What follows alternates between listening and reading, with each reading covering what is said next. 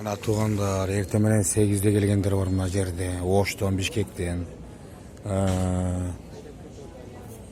Бала чакалар менен келип отургандар бар. Өтө албай жатышат. Загран паспорт, адикат паспорттарыбызды чогултуп алышып эле кирип кетишкен. Бул жака.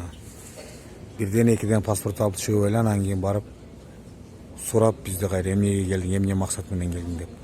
Анан кайра паспорт алып кирип кетип атышат. Бирден экиден гана кой берип атат. 300'den ашык адам бар болчу. Азайышууларыбыз калдык. Булардын баары жабык турат. Адамдар отурат, чакырган эч ким жок. Мына эжелер, байкелер.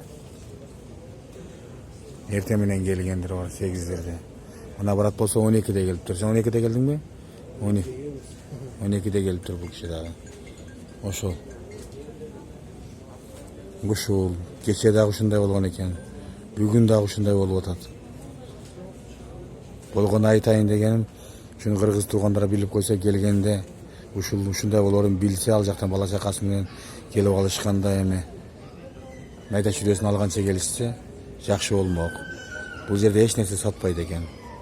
Ылдыйга дагы түшүрбөй жат. Суу алып чыгалы десе. Ошол. Сен кайсы малда келдиң эле? 12'de келгенсиң, а? Ошол.